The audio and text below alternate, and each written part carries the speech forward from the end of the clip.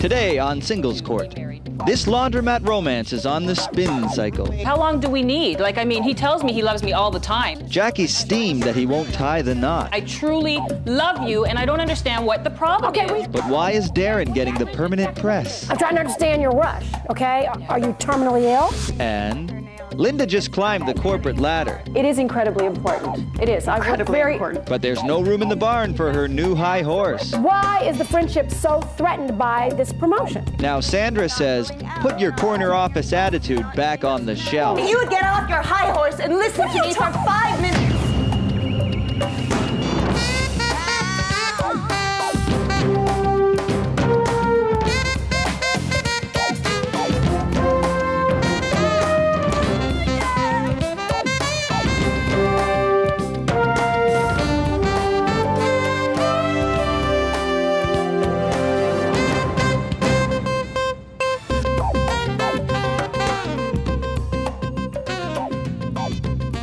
Well, hello there, and welcome to Singles Court, the #1 show on the Singles Broadcast Network, because I said so. And now please say hello to the señorita with the solutions, relationship mediator, Angela Siegel. Hi, Michael.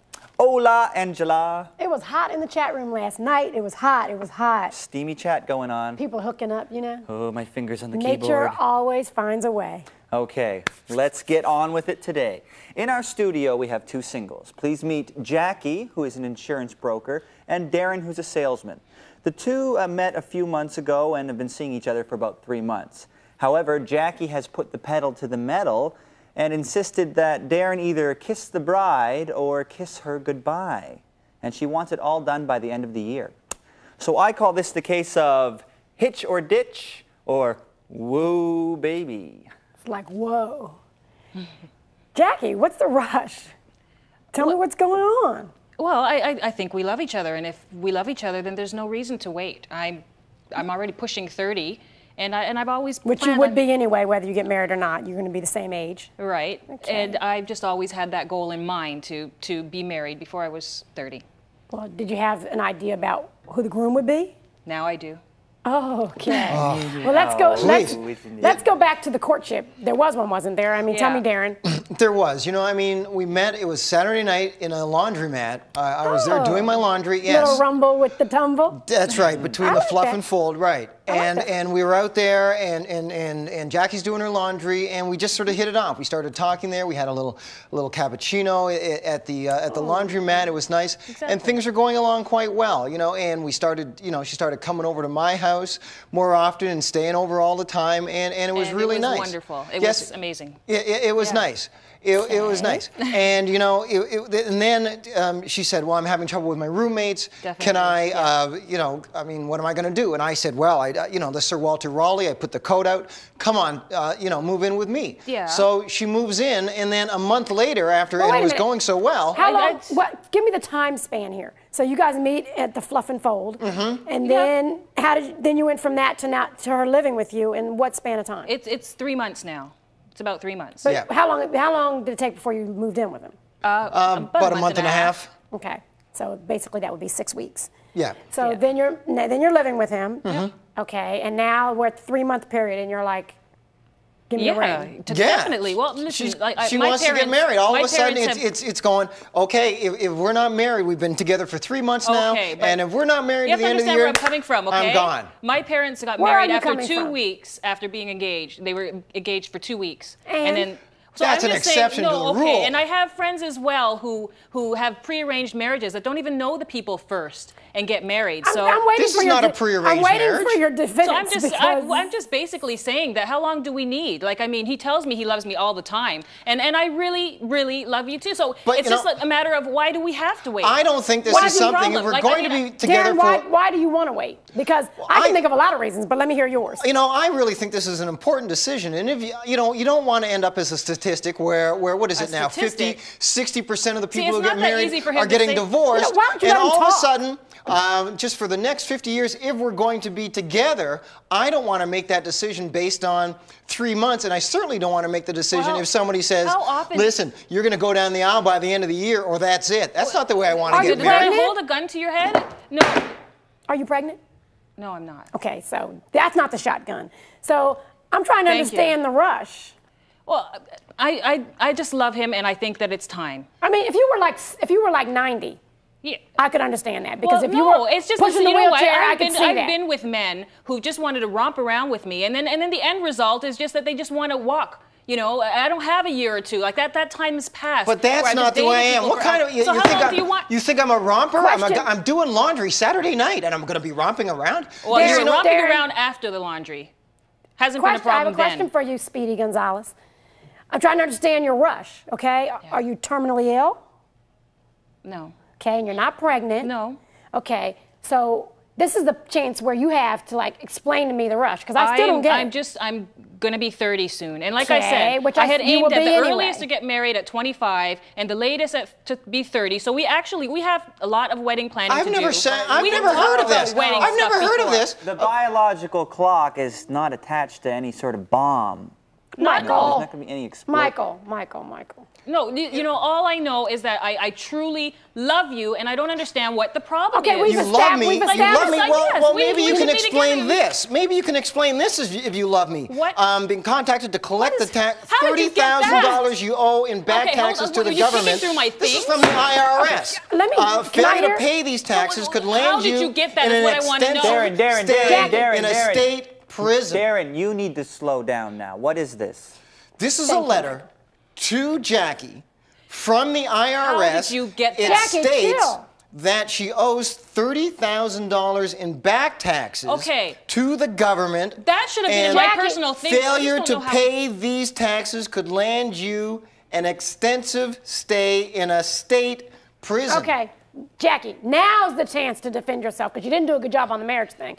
Now here's the IRS says you owe $30,000. He found out, so. I admit, I do. I guess you do admit. Well, I do owe the money, and I probably should have told you, but what I want to know is, how did you get that in the first place? Like, you should have gave me a chance to tell you. I got it from Bridget. One day, Bridget brought over some of the stuff that you left at the apartment. You got that from Bridget? The stuff you left at the apartment. Jackie. And she said... Darren. Who is Bridget? I can't believe. Bridget is an ex-roommate of hers. An ex-roommate, and that's exactly the reason why I left the house. Some of her stuff over and suggested that there might be a letter in there that I should have a look at. This is the letter from the IRS. This isn't from Disneyland. I got that part. Jackie, look at me. I don't want to marry you, so look at me. Question. It's not about how he got it. He got it from Bridget. You have to understand. No, I don't want to. I want to know first, is it true? The money's true. You do owe the money. Okay, so would that have something to do with the rush? No. No. Oh, silly. How could I think that? No, definitely not. But if we're not married by the end of the year, that's the tax season. Listen, I've been unemployed for a while, and I had to pay off my school debts, and that's what took priority. And unfortunately, I didn't pay into my taxes. But how is this coming to factor into everything else that we have? Like, don't we have something more than that? More than $30,000? More than $30,000. I have a job now that's almost making six figures. Well, then you know what? Pay your debt. Let me ask you a question. Now you know she owes all this money. Right. Bridget somehow brought this information to you late. Yes, she did. Tell me the dynamics of that relationship.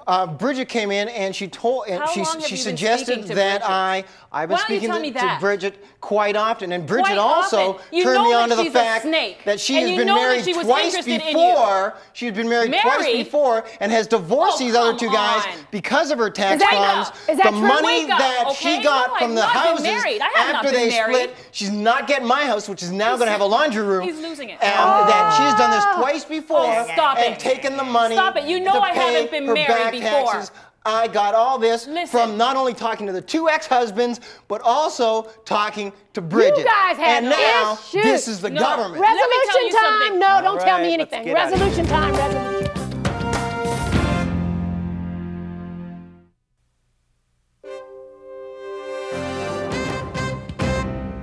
You know, this case is not about the pressure to marry.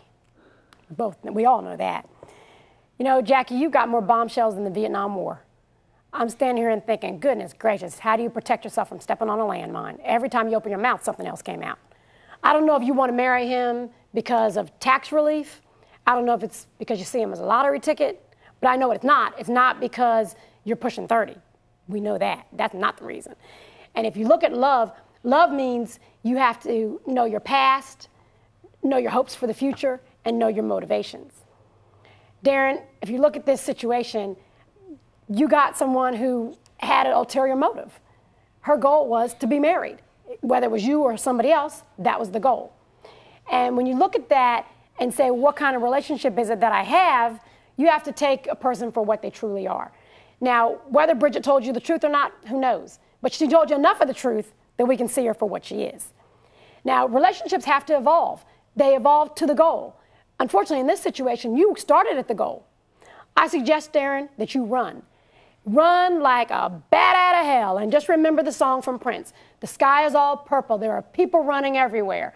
Put on your armor, get in your fortified truck, and get the hell out of Dodge. And that's that in black and white. Next on Singles Court. Linda just climbed the corporate ladder. She's working too hard. But there's no room in the barn for her new high horse. Why is the friendship so threatened by this promotion? Now Sandra says, put your corner office attitude back on the shelf. You would get off your high horse and listen to me for 5 minutes.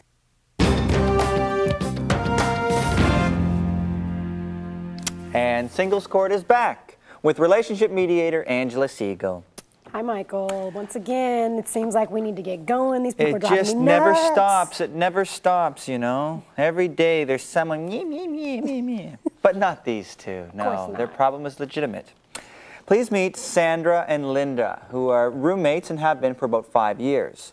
The problem arises when Linda, who works as a marketing consultant, recently got a promotion, and she's very ecstatic about it. However, Sandra's getting a little tired of her attitude. So I call this the case of what goes with the job.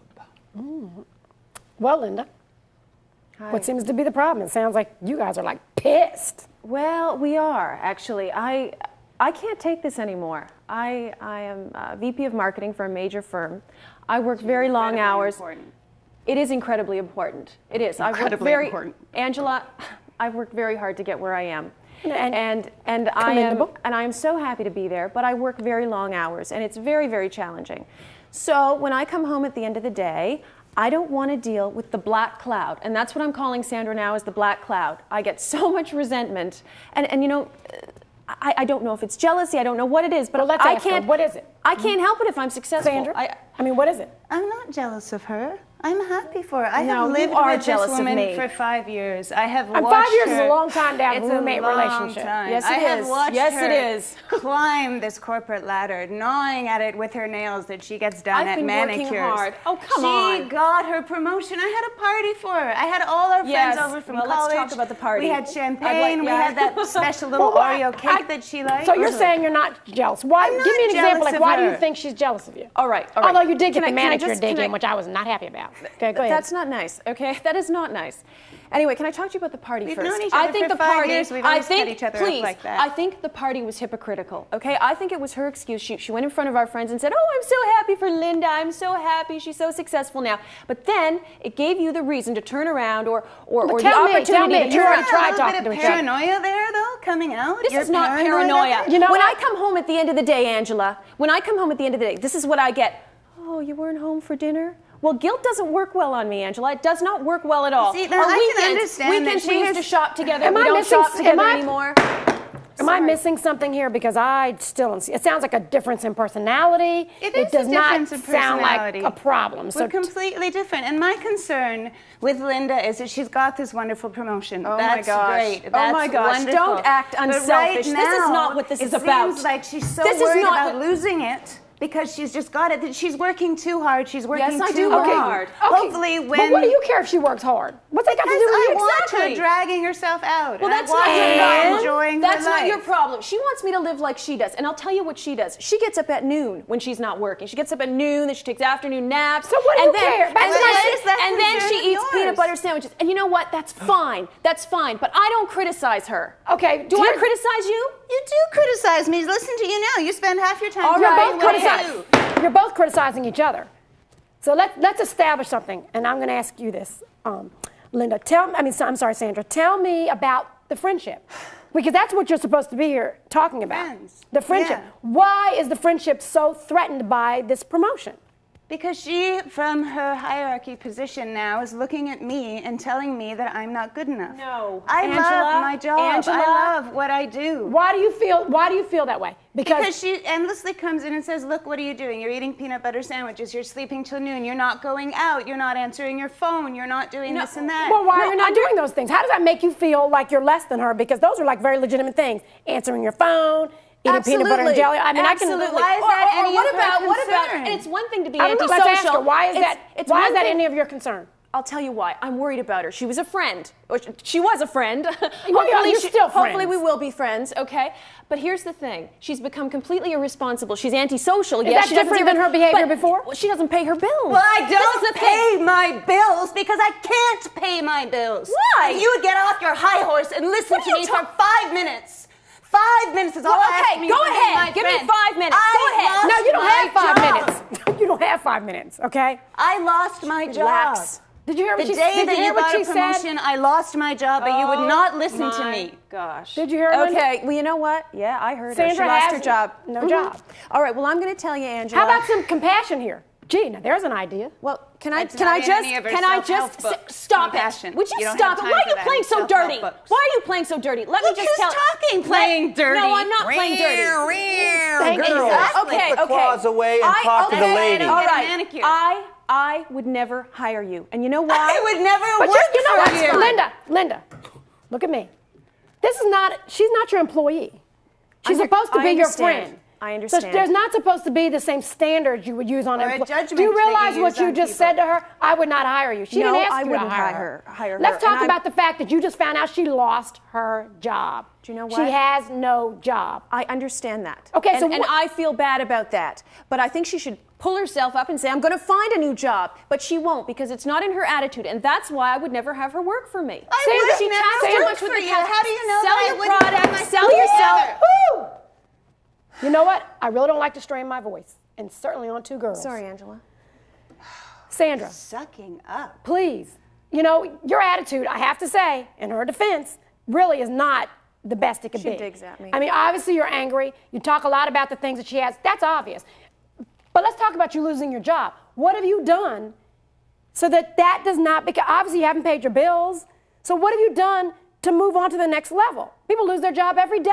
I know they do. I have looked in other bookstores. I've been looking for them. I am not pitying myself. As most employees do, you've created the victim scenario. Linda, because I'm sure people you hire don't talk over you. Sandra, what have you done? Besides, I mean, look, obviously, the obvious, you say you looked in other bookstores. You didn't tell anybody. Well, so you held it in, and then you started yelling at her. So what have you done? I'm just sort of working it through on my own. How? By sleeping in, by doing yoga, by not bothering people who have more important things to think about. She's pitying herself. Okay. You know you're pitying yourself. But you know what? I hear what she's saying, and I know you do. Tell me what you've done as a friend, Linda, to be compassionate to the fact that it's hurtful that she's lost her job. All right. Compassion takes different forms. And what I think What's I'm your doing, form? I'm giving her advice here. I'm telling her to pull herself up and stop with the pity me thing. It's what employees do when they're fired. I'm telling you. Yes, they've proven that over and over again. You better watch out, Angela, or she might be taking your position. Exactly. I'll be back with my resolution, and you can get your W-2 form together. I'll be right back.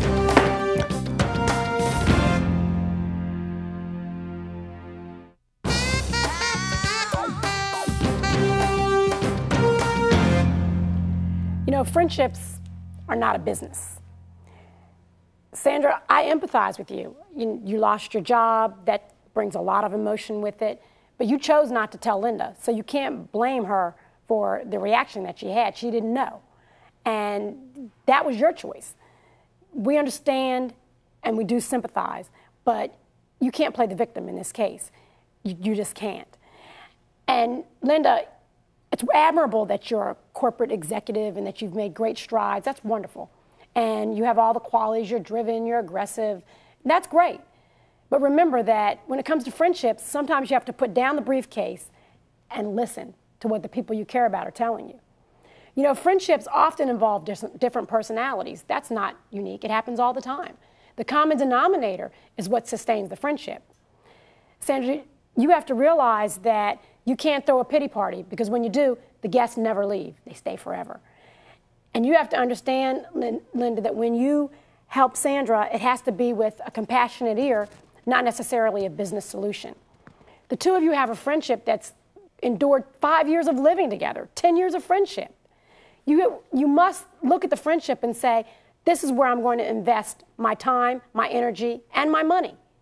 And remember that friendship is what pays the highest dividends. So take stock in that, and you will remember that as you go on in life, it's a friendship that will sustain. That's that in black and white. Well, there it is. When it comes to relationships, you can't pay your taxes with confetti and cake. And when two people move in together, the toughest job they may encounter is staying friends. Join us next time here at Singles Court, the final word for singles.